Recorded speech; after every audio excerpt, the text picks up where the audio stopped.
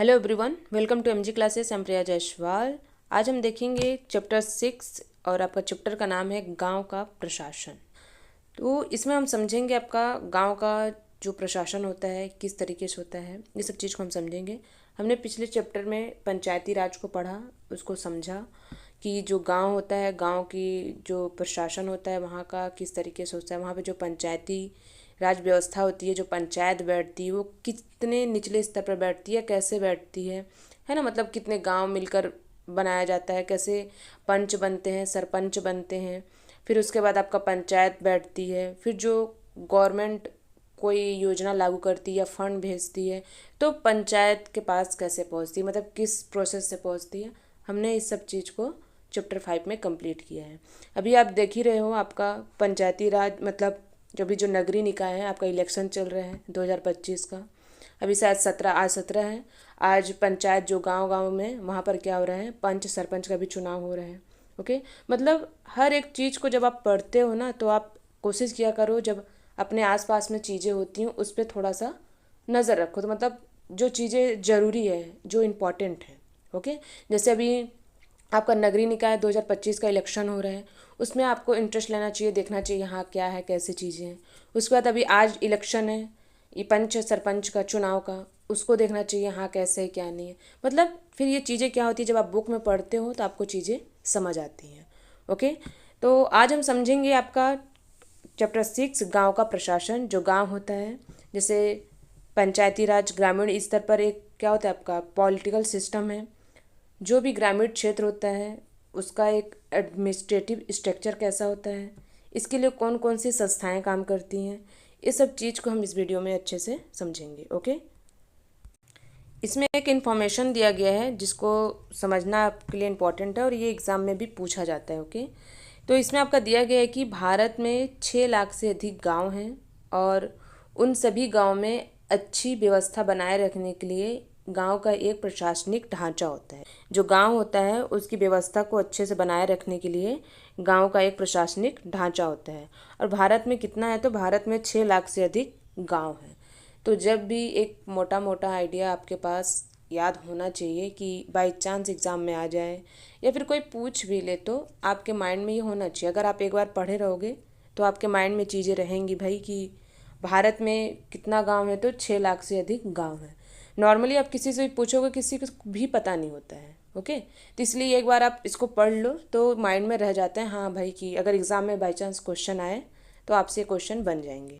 तो भारत में कितना है, तो 6 लाख से अधिक गांव हैं और उन सभी गांव में अच्छी व्यवस्था बनाए रखने के लिए गांव का एक प्रशासनिक ढांचा होता है। और इस ढांचा में किस तरीके से जो आने वाली जो संस्था है, कौन कौन सी संस्था आती हैं इसमें, और उस संस्था के माध्यम से पूरा गांव चलता है। तो इसको हम समझेंगे कि जो प्रशासनिक ढांचा में जो आने वाली जो संस्था है वो कौन कौन सी, इसको हम समझेंगे। ओके, सबसे पहले इसमें आता है आपका पुलिस। इसमें आपका पुलिस आता है, पुलिस थाना क्षेत्र। अब प्रशासनिक ढांचा में एक बात याद रखना कि ये आपके क्लास 6 की एनसीईआरटी है। तो क्लास 6 या एनसीईआरटी में आपका प्रशासनिक ढांचा तो ज़रूरी नहीं है कि सारी चीज़ें दी गई हों, क्योंकि प्रशासनिक ढांचा बड़ा होता है, आपको भी पता है ना। लेकिन जो मेन बेसिक चीज़ें हैं उसमें वही वही दिया गया जो भी इम्पोर्टेंट है, जो एग्ज़ाम से रिलेटेड है। ओके, तो इतना आप पढ़ लेंगे सफिशेंट है, बाकी एग्ज़ाम के लिए इतना ठीक है। एनसीईआरटी में इतना ही दिया गया है। पुलिस स्टेशन का एक कार्यक्षेत्र बना होता है, जैसे कुछ गांव को मिलाकर एक पुलिस स्टेशन बना दिया जाए। मतलब ऐसे क्षेत्र फिक्स होता है कि ऐसे क्षेत्र में कुछ भी उसकी जो जिम्मेदारी हो उस क्षेत्र में, या कुछ भी चीज़ें घटना घटती हैं तो उस क्षेत्र की जिम्मेदारी होती है उस थाना पुलिस की कि वहाँ पे क्या करें, चीज़ों को हैंडल करें। जैसे ये आपका क्या है, क्षेत्र है, ठीक है। अब इस क्षेत्र में जितने गांव आते हैं जो भी डिसाइडेड है, इस क्षेत्र में एक थाना है, ठीक है, यहाँ पे थाना है। तो क्या होगा, यहाँ पर जितने गांव हैं जो इस गांव के अंदर में आते हैं, इस थाना क्षेत्र के अंदर में, तो क्या होंगे, यहाँ पर कुछ घटना होगा, घटित होता है या कुछ भी होता है, तो ये अगर कुछ भी करना है, केस वेस करना है या कुछ बताना है, तो जिम्मेदारी किसकी होती है, पुलिस की होती है। तो यहाँ पर क्या होगा, कोई भी केस करने जाएगा तो यहाँ पे करने जाएगा, और इसकी रिस्पॉन्सिबिलिटी किसकी होगी, तो पुलिस की होगी। तो वही बताया जा रहा है कि अगर यहाँ पर जैसे पुलिस स्टेशन है, पुलिस स्टेशन का एक कार्य क्षेत्र बना होता है, जैसे कुछ गांव को मिलाकर एक पुलिस स्टेशन बना दिया जाता है। ओके, वही अभी आपको समझाई। जैसे ये गांव है आपका, 4-5 गांव को मिला के, 6 गांव को मिलाकर एक पुलिस स्टेशन बना दिया जाता है। बना दिया जाए तो इस क्षेत्र में ये क्या होता है, फिक्स होता है। तो ये क्षेत्र में कुछ भी उसकी जिम्मेदारी है, कुछ भी होगा वहाँ पर, जैसे पुलिस स्टेशन में जैसे चोरी है, दुर्घटना है, कुछ भी हो, या कोई कार्रवाई करनी हो या जांच पड़ताल करनी हो, तो क्या होता है, इस पुलिस स्टेशन में होती है। ओके, यानी कोई भी केस दर्ज करवाना हो तो वहाँ पर पुलिस क्षेत्र में जाके थाना में कराया जाएगा। यानी इसकी रिस्पॉन्सिबिलिटी पूरी की पूरी पुलिस थाना क्षेत्र की होती है। इस चीज़ को ध्यान देना। ओके, सबसे पहला क्या है प्रशासनिक ढांचा में आपका पुलिस थाना। आगे इसमें दिया गया आपका रेवेन्यू सेक्टर यानी राजस्व विभाग का काम। तो रेवेन्यू सेक्टर क्या है, राजस्व विभाग जो होता है उनका काम क्या है, इसको हम अच्छे से समझेंगे। इसमें आपका बताया गया कि ग्रामीण क्षेत्र में पटवारी नाम के कर्मचारी काम करते हैं। इनका मुख्य काम होता है अपने क्षेत्र की ज़मीन को मापना और उसका रिकॉर्ड रखना। ये सब क्या होता है, इनका काम होता है। उसके बाद इसमें हम देखेंगे पटवारी भी क्या करते हैं, कुछ गांव को मापने के लिए जिम्मेदार होते हैं, उनका काम होता है। अब पटवारी को क्या आपका अलग अलग नाम से भी जाना जाता है। जैसे उनका नाम होता है, पटवारी होता है, लेखपाल है, उसके बाद कर्मचारी है, कहीं ग्रामीण अधिकारी के नाम से जानते हैं तो कहीं कानूनगो कहते हैं। तो ये जो 3-4 नाम है आपको याद होना चाहिए। क्या क्या है, तो पटवारी, लेखपाल, कर्मचारी, ग्रामीण अधिकारी, कानूनगो के नाम से इनको जाना जाता है, क्योंकि ये एग्ज़ाम में पूछा भी जाता है, आपको याद होना चाहिए। पटवारी भी कुछ गांव के लिए भी जिम्मेदार होता है। जैसे पटवारी के पास खेत मापने के लिए अलग अलग तरीके होते हैं, उनका अलग अलग तरीका है मापने के लिए खेत को। तो यहाँ पर कई जगह लंबे जंजीर का इस्तेमाल करते हैं खेत को मापने के लिए। तो जो लंबे जंजीर का इस्तेमाल किया जाता है खेत को मापने के लिए, इसको जरीब के नाम से जाना जाता है। आप याद रखना, इसको क्या बोला जाता है, जरीब कहा जाता है। इसको जो लंबे जंजीर का इस्तेमाल करते हैं खेत को मापने के लिए, इसको हम जरीब के नाम से जानते हैं। ओके, आगे हम इसमें देखते हैं पटवारी आपका प्रखंड स्तर तक होता है। एक प्रखंड में जितने गांव आते हैं, पटवारी उतने गांव को देखते हैं। एक प्रखंड होता है, प्रखंड के अंदर में जितने गांव आते हैं उतने गांव को पटवारी देखते हैं। पटवारी के और क्या क्या काम है इसको हम समझते हैं। पटवारी के जो काम हैं, हाँ याद रखना इसको, जरीब को, ठीक है, क्योंकि एग्ज़ाम में ये पूछा जाता है। तो पटवारी के अगर काम की बात की जाए तो पटवारी किसान से भूमि कर भी इकट्ठा करता है और सरकार को अपने क्षेत्र में फसलों के बारे में जानकारी देता है। ओके, जो पटवारी है किसान से भूमि कर लेता है यानी टैक्स लेता है, फिर उसको इकट्ठा करता है। उसके बाद वो क्या करता है, सरकार को अपने क्षेत्र में फसलों के बारे में जो जानकारी होता है उसको देता है। यानी यह काम अपने रिकॉर्डों के आधार पर करता है। उनके पास एक रिकॉर्ड होता है, ये सब सारा काम जो पटवारी करते हैं उसी के आधार पर करते हैं। जैसे आपका, आप इधर ऐसे देख सकते, समझ सकते हो, ऐसे एक रिकॉर्ड होता है, उसमें सारी चीज़ें मेंशन होती हैं। उसमें एक फाइल होता है, उसमें सारी चीज़ें मेंशन की होती हैं कि भाई इस गांव के किस हिस्से में कौन सी चीज़ उगाई जाती हैं। जैसे धान, गेहूँ, इन सभी के फसलों के बारे में इनके पास पूरी जानकारी होती है, डेटा होता है। और इस रिकॉर्ड को समय समय पर क्या बोलना चाहिए, अप टू डेट किया जाता है भाई, कि हाँ इसमें क्या क्या चीज़ें हैं, क्या नहीं है, सारी चीज़ें इसमें क्या की जाती हैं, अप टू डेट की जाती हैं। जैसे आप इसमें देखोगे, पटवारी जब क्षेत्र में घूमने जाते हैं तो पता करते हैं कि भाई पहले इस जगह पर गेहूँ उगाई जाती थी, तो क्या अब उस जगह में गेहूँ अब भी उगाई जाती है कि नहीं उगाई जाती है, उस चीज़ को क्या करते हैं वहाँ पर कंफर्म करते हैं। क्योंकि किसान मौसम के अनुसार फसल उगाते हैं, तो इस बदलाव को डायरी में भी क्या होता है, मेंशन किया जाता है, लिखा जाता है। फिर क्या करते हैं, ये सरकार को इसकी सूचना दी जाती है कि इस तरह यहाँ पर कि भाई ये चीज़ यहाँ ये उगाई जा रही है। तो इस तरीके से सरकार भी जानकारी रखते हैं कि हमारे देश में कितने हिस्सों में कौन सी चीज़ें उगाई जा रही हैं, कौन सी चीज़ें नहीं उगाई जा रही हैं। ठीक, ये जो डेटा होता है, जो जानकारी होती है, आप कभी कभी सुनते हो ना कि हम जब सुनते हैं कि मोटा आंकड़ा सुनाई देता है कि 30% की इस क्षेत्र में खेती ये हो रही है ना, मतलब इस क्षेत्र में 30% की खेती हो रही है, या जिस चीज़ की हो रही है, जिस फसल की। तो आप कैसे सोचो कि भाई इतनी बड़ा आंकड़ा सरकार को कैसे पता चल रहा है और उसको इतने छोटे आंकड़े में कैसे बताया जा रहा है कि भाई 30% इस क्षेत्र में इतनी खेती हो रही है। तो ये जो जानकारी होती है इसी तरीके से पता चलती है। जैसे अभी आपको बताया गया, पटवारी के माध्यम से एक रिकॉर्ड होता है, उसमें उनका काम क्षेत्र होता है, जो काम करते हैं वो सारा डेटा इकट्ठा करते हैं। उसके बाद क्या करते हैं, वो गवर्नमेंट को भेजते हैं।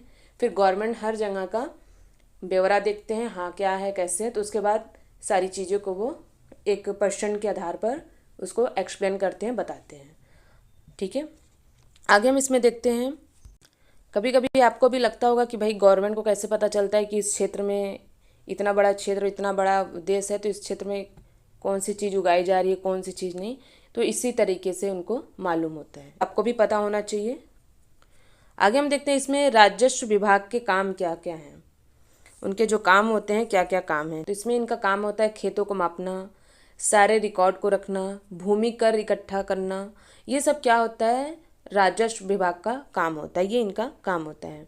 इसमें आगे आपको बताया गया है कि रेवेन्यू सेक्टर के वरिष्ठ अधिकारी होते हैं, वे इस काम का निरीक्षण करते हैं। जो रेवेन्यू सेक्टर के वरिष्ठ अधिकारी होते हैं वो क्या करते हैं, इस काम का निरीक्षण करते हैं। ओके, आप ये कह सकते हैं कि पटवारी या लेखपाल रेवेन्यू सेक्टर का सबसे निचले स्तर के कर्मचारी होते हैं। क्या होते हैं, सबसे निचले स्तर के कर्मचारी होते हैं जो निरीक्षण का कार्य करते हैं।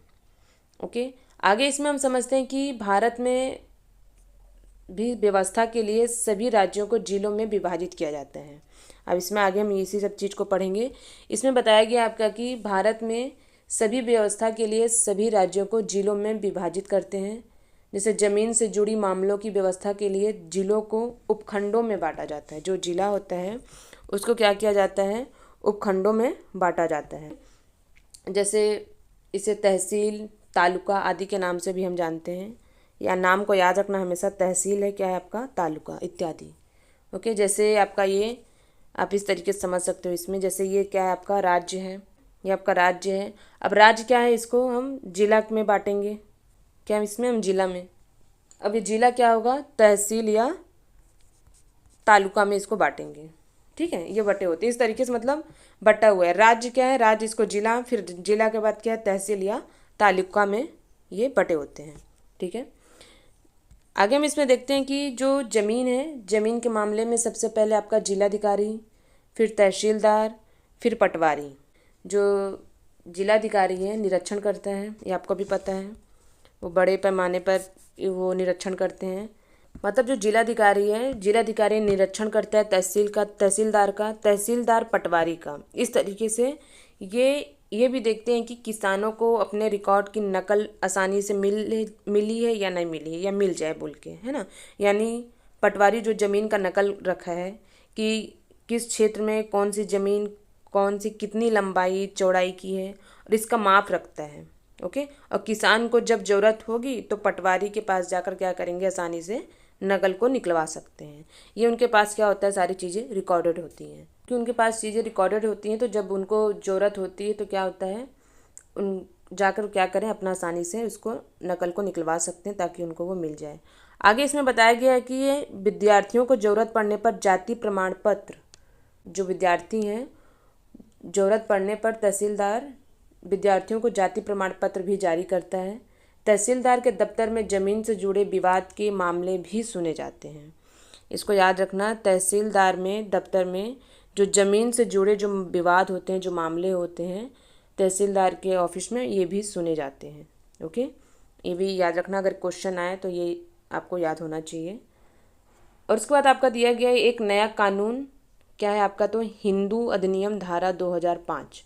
तो ये जो हिंदू अधिनियम धारा 2005 है, इसमें क्या क्या कानून, मतलब ये जो कानून है इससे क्या प्रॉफिट हुआ है, ये कानून किस लिए था। तो ये आपको पता होना चाहिए कि हिंदू धारा अधिनियम 2005 है।